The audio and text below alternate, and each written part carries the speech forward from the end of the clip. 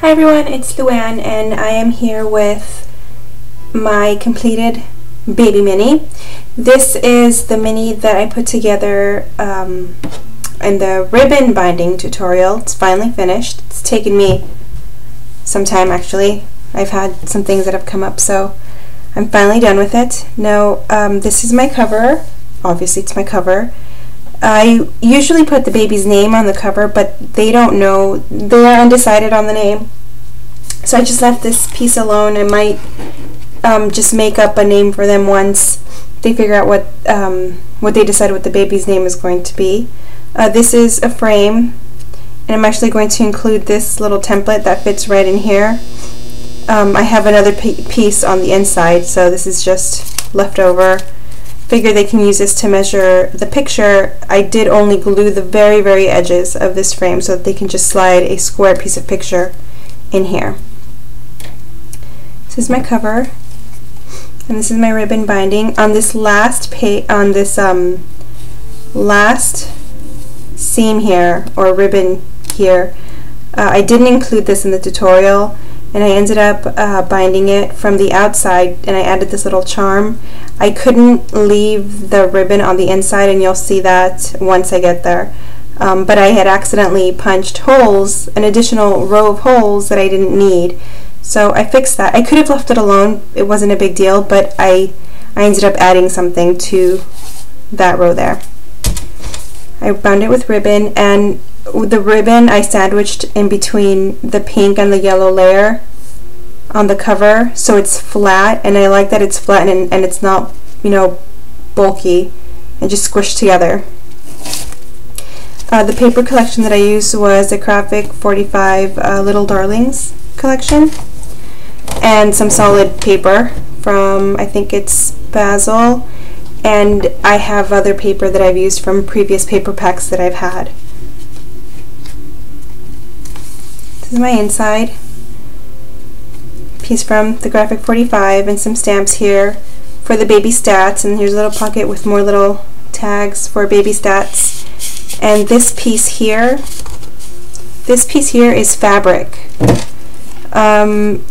The girl who requested this album, it's her sister-in-law who's having the baby, so her mother-in-law is making her daughter, the sister-in-law, a quilt. So she gave me a bunch of fabric swatches to match the design and colors that they were using for the quilt. She figured it'd be a good idea if it matched, so I incorporated some of the fabric into the album, and I just used my ATG gun, and then I attached little brads on the corner on the pink paper, and then I taped it down to my envelope piece. And my next page, pockets appear with tags, and these are just plain tags. I usually stamp these, but I left these alone because all of the paper and the fabric that I used is really busy, so I just left the tags alone. I just inked the edges. Just attached a piece of ribbon here. This opens up for photos. And this here is more fabric. It's the same fabric as this one.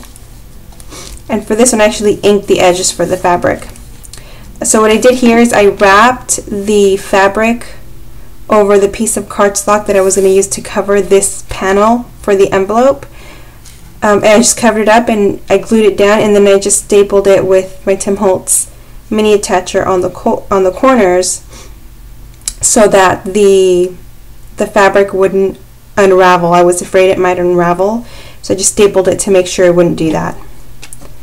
Here's my little tag, one of my little fold out tags.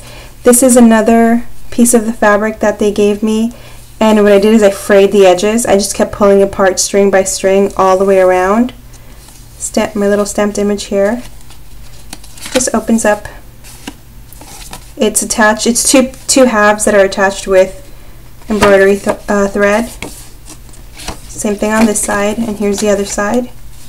This is another piece of fabric that they gave me. I frayed the edges. I use that as a base for my little stamp there. Just a photo tag, one of the images from the G45. I fussy cut it. I was really proud of myself because I don't usually do that. Wrap ribbon around here. Oops. And I also have a little charm here with a few beads. for this charm, I used my Spectrum Noir markers. I don't know if you can tell. I used my Spectrum Noir markers to color it in. I think it's GB5 that I used for that one. And here, it's just 2 pieces of cardstock from the Graphic 45 with some lace. And here's some photo mats with tags here. Again, there's nothing stamped on the actual tag. They're just, the edges are inked, and I attached ribbon with my Tim Holtz attacher. I made these little rosettes with the fabric that was given to me, and I attached little beads in the centers. You see that there? And I inked the edge on this. I inked the edges on this one with I think it was Vintage Photo. My next page. Oops. This is a corner piece. It's chipboard. It's just a little corner piece of chipboard that I wrapped with fabric. The entire back side is wrapped, and the front. Well, when I say the back side, the inside, it's wrapped with fabric, and I wrapped the front, and when I went to wrap the back, I just sandwiched the fabric or the chipboard between the fabric and this base layer here. So you can, I don't know if you can tell, let me bring this up a little bit. So the fabric is wrapped around the chipboard and the green base cardstock to hold it down, and so I don't lose any space when I'm putting in my tags here. And I made these 2 little rosettes with lace and just 2 little tags. Cut out these little stamped images from the collection, a piece of ribbon across here, and some more tags up here, and this actually opens up. Oops, out of frame, out of frame. Opens up like this.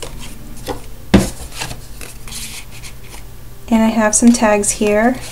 This is just a fold out, and I do have a photo punch here. It looks exactly like this. I included this piece as a template, so she can use that to cut out her photos, and she doesn't have to worry about measuring that, because I know these photo corners can be a little tricky.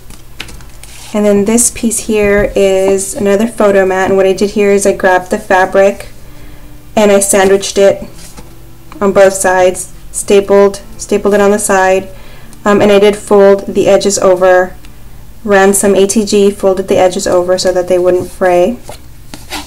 And I just included some little tags and little spots for photos.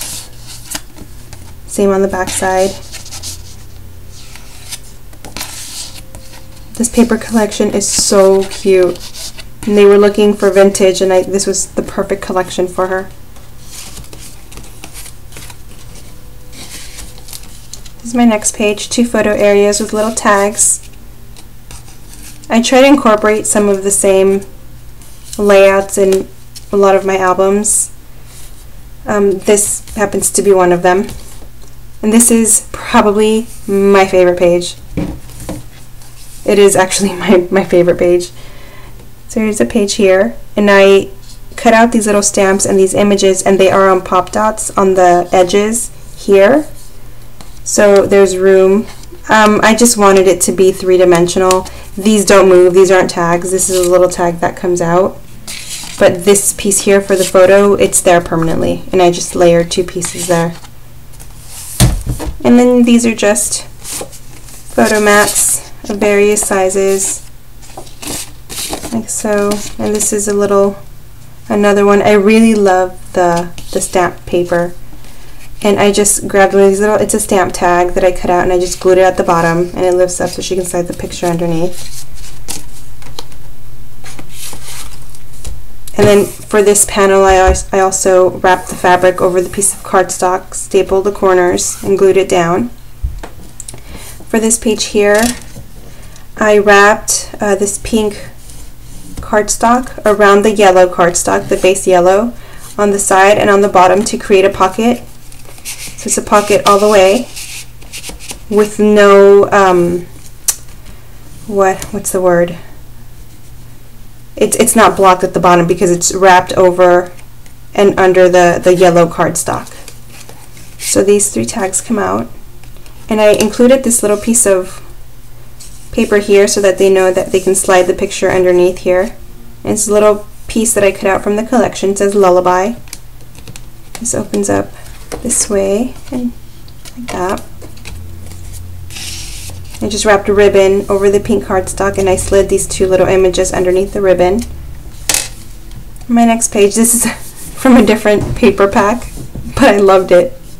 It's very bright. And she was going for like retro and vintage, and this is what I came up with. This is another piece of fabric that I used. Open up top, and I used a sponge, not a regular sponge, it's one of those like foam sponges. Actually, I bought some for my daughter's sleeping mat at daycare, and I had some extra, and this is what it looked like when I used it with my ink. I actually like this side because it's a little lighter. It's a little heavy-handed on this side. But this opens up like so. And I have kind of a little booklet here. It's two pieces of cardstock, same size, folded in half, bound with embroidery thread. And what I did is, here are the two papers. Here's one and here's another. I just folded them that way and ran the embroidery thread around both sheets and then folded them this way. Attached a little butterfly charm there. And this is just, you know, basic trifold. I didn't include mats or journaling lines, and I'll show you why in a minute. There's a lot of room for journaling with the tags and with these empty white spots or blank spots in the little fold-out pages. But I'll show you what I did at the end in a minute, which was, you know, my goof on the additional row of holes. This is more fabric. Another trifold. This just opens up like this. It's a mirror page, or a mirrored page. Just opens up this way. Two tags. My next page, I really like this page as well. These little images are popped up on pop dots, and these are little tiny photo mats with little tags with ribbons, and they each have their own little tag with the ribbon. And then more photo spots. I just sandwiched a piece of cardstock over this one piece of cardstock, and I glued the edges here and here and a tiny smidge on the bottom here for both sides so that it wouldn't lift, and it serves as a pocket on both sides. And for this piece here, I glued down this entire side, and on this side I only glued down the edge right at the bottom. So this little flap holds this little pocket closed. Is it a pocket? I think it might be a pocket. I don't know what I would call that. And my empty page for her to do what she wishes. Then here is my last page, which is my waterfall page. I love my waterfall page. A couple charms, it's a little crown and a little charm with the baby feet stamps on here. And this is my last little pocket, and in this last little pocket I included these little pocket photo mats. And what I did is I cut the paper 5 by 4.5. I scored at the bottom at 5.5, or sorry, at 4, and then I folded it over to create this pocket. And this pulls out. I stapled, once I folded the sheet over, it's just one piece. Once I folded it over, I just stapled it with my Tim Holtz Tiny Toucher. I included this little photo mat. Now for the baby's first Valentine's Day, and she can write here with black marker, she can write the date or something special. I didn't include little journaling spots on these. This is the Halloween one. This comes out in the back.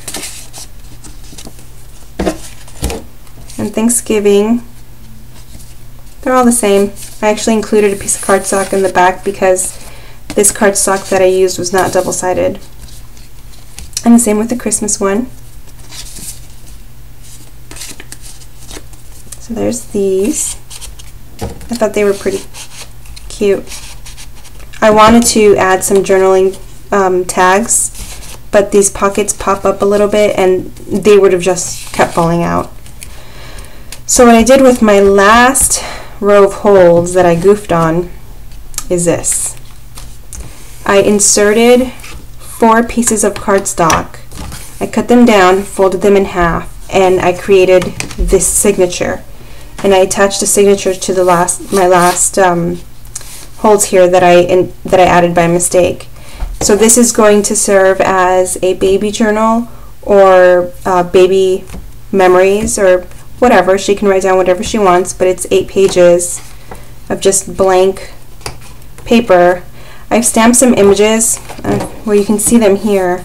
I used Tattered Rose, but I stamped some baby images. There's one here. I'm sorry, my lighting is bad in this room. But each page has something stamped, either on 1, 2, or 3 corners. And here's my center. You can see the ribbon. See my ribbon there? And the pages she can use to journal or write. And I thought this was a really good idea to include. I hadn't done this on any of my other albums. I thought it was a really cute idea to do this so that she can write her thoughts about her photos that she's including in the album, or just things that she may not have been able to include picture-wise into the album. And the back. Oh, what I didn't mention is that I used ribbon or lace on my edges here. Because this is the bare spine, I just liked the way it looked with the ribbon. And when I attached my cover, I hadn't covered it with the cardstock yet, so you can see a little bit, you can see the chipboard through here. So I needed a way to cover it, so I ended up using ribbon to do that. I'm sorry, I think I was really close to the camera then.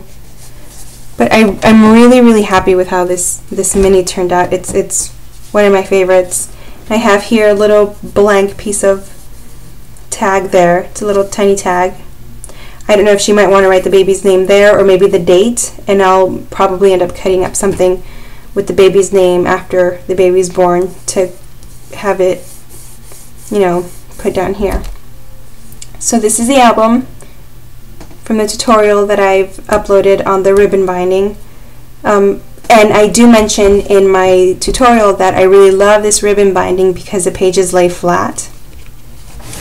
The first album that I did, where the pages lay flat, did not have any type of embellishments. It had no flowers, nothing popped up on pop dots, so it did actually lay flat. This one, because it has the flowers and it has, these charms and, the fabric that I used, it made it bulkier, so it doesn't lay flat. It doesn't lay, the pages don't lay up this way like they normally would with the other binding systems that I've used.